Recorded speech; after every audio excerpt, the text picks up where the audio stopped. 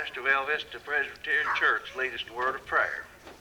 Graduating seniors, while they're coming, I do want to thank you. We're not going to take time to recognize individuals because most everyone here has contributed in many ways, and we thought we'd move this on and get them up here for you.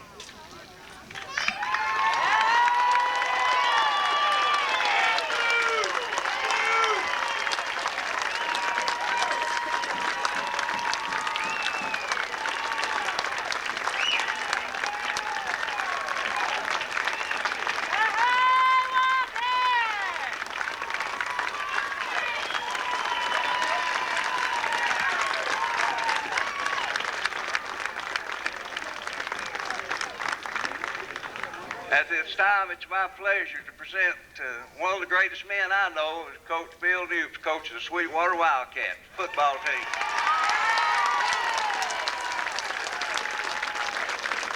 Before we get going here, I'd like to have the coaches come up, and any of their wives that are here, too. Plus my wife, you can come too.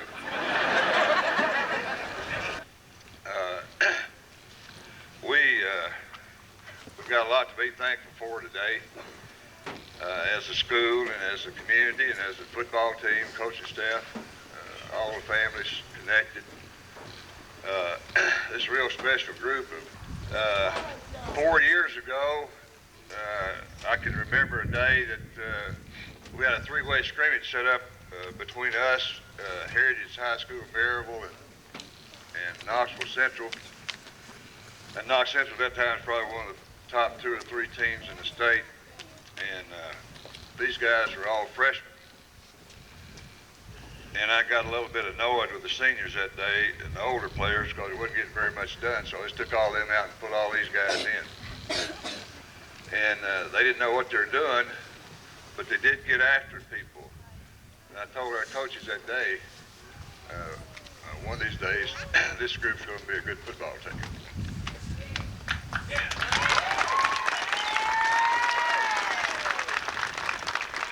As well. And after all, that's one of the most important things that we try to teach. We do try to teach some things other than football and some things that we think that are important to them as people. And I feel like this group of seniors will back up what we've tried to teach them in their years to come of being good citizens wherever they end up spending their lifetime.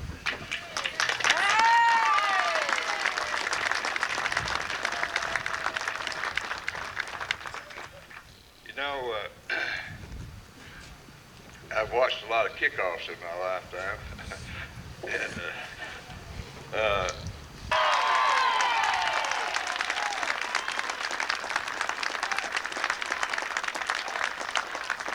we're no longer number 2. And Alcoa ain't neither damn one of them.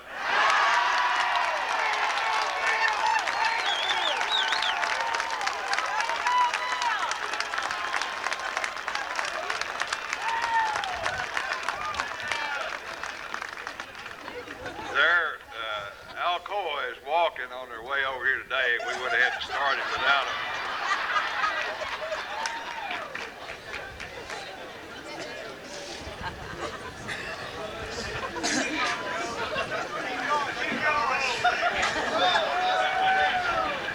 Hey, I want the rest of the team to come up here.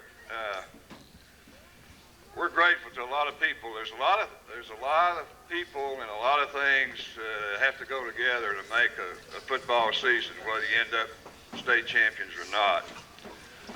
And we've got a group of young men here. We're losing all these seniors. We've got a group of young men that next year people already have us counted out, I think, in the region, but I think that probably we may surprise some people next year.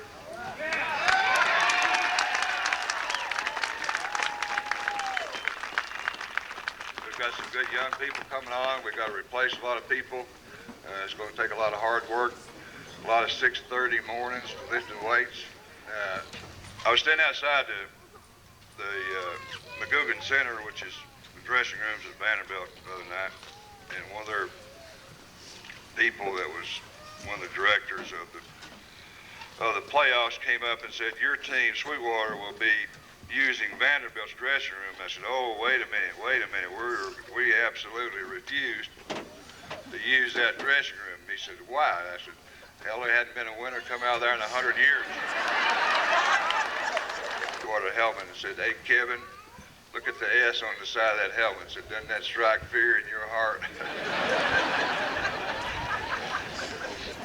And Billy Williams was standing out in the middle of the field, and Kippy hollered at Billy. Of course, Billy is from Alcoa. And he said, I told you that Alcoa would be at home and Sweetwater would be going to Nashville. You wouldn't listen. Somebody, Monday at the media show last week, when Coach Rhodes and I, a couple of players, John Campbell and our spokesperson, Harry Irwin,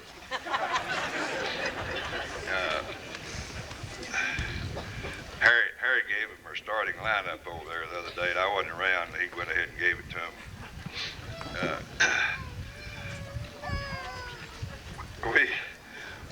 When I met, after we got through meeting, a guy that I've known for years came over and sat down, and we were talking, and he said, I want to ask you a question. And I said, okay. He said, what is Sweetwater football? I said, what do you mean? And he said, well, I said, I hear a lot about it from a lot of people, and I hear about it around the state. He said, what makes a small community like Sweetwater have a football program like they have? And I thought a minute, and I said, well, I'm not exactly sure, but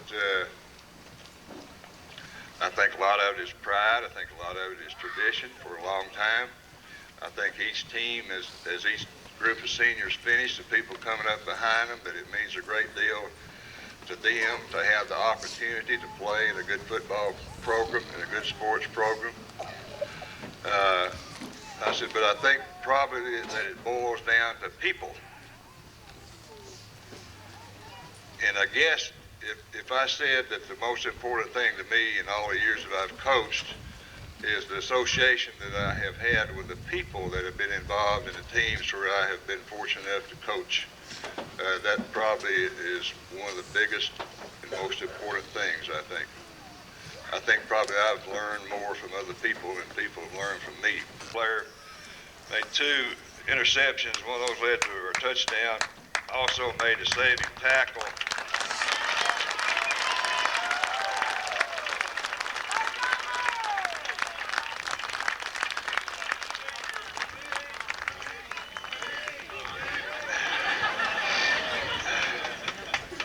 He also made a saving tackle on double out James Bond.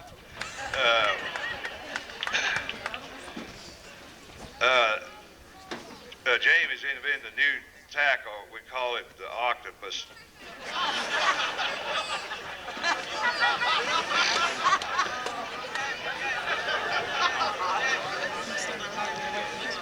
Oh, okay. Jeremy Parker made about 3 defensive plays that I can remember. I haven't even looked at the tape. One of these days I will. 2 of them I can remember were savers. When I say savers, I'm talking about game savers. And if the bathroom had been available, I would have needed to have used it at that time.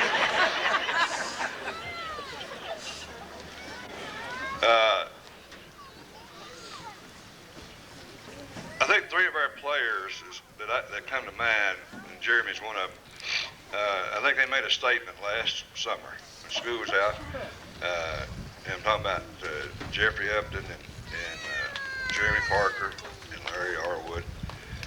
I don't know if they missed a day after lifting weights of working out.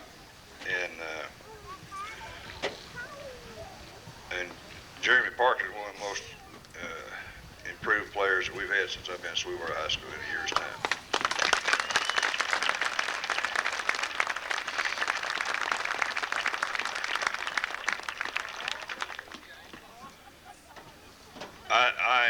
I think he played himself right into a college scholarship.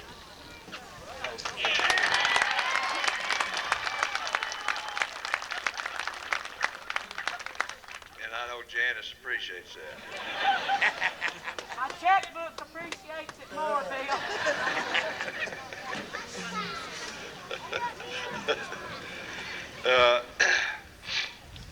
And a guy like Larry Arwood comes along once in a great while, probably.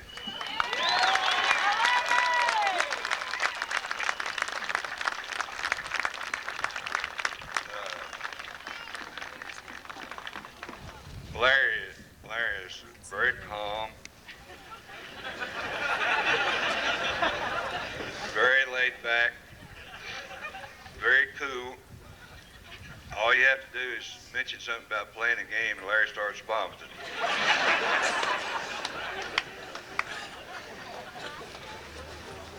And Jeremy Parker's just as bad. He's fertilized every field we've ever played on.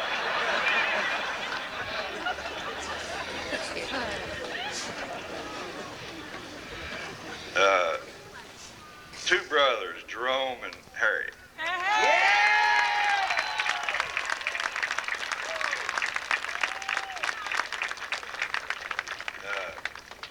They're Coach Rhodes' adopted sons.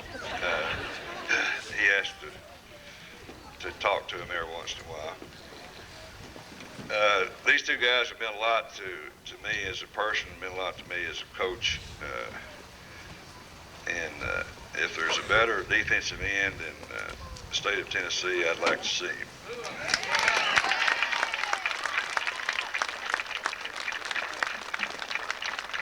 It's been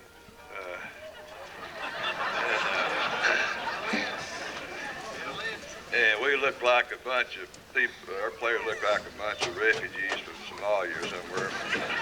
When we went out on the field and theirs came out, looked like the Green Bay Packers. And I was standing there and I told our coach, I may have screwed up here, boys.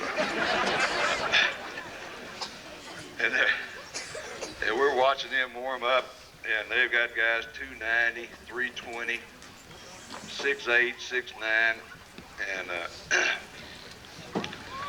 so I was standing over by myself, and some elderly gentleman walked up and said, "Do you see that number 75 down there warming up for foul?" And I said, "Yes, sir, I can't hardly miss him." And he said, "Well, he's 6'9", 275, and said he's got about 25 letters from colleges all over the country." And I said, "Okay." I said, "You see that number 25 down there?" And he said, "Yeah." I said, "He's about 5'8", about 140. I said, "But I'll bet you one thing." I said, "I bet that big one can't catch him."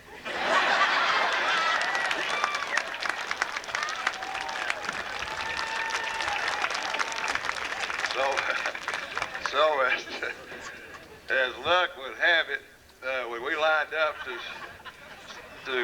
we went on defense first, and the first play they ran, that big boy was trying to block Jerome. He gets through the gap and hits the quarterback, and the ball carrier both, and we get the ball. And we throw a touchdown pass on the first play.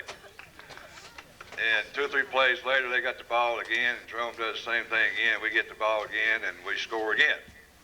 And the refugees now have the Humongans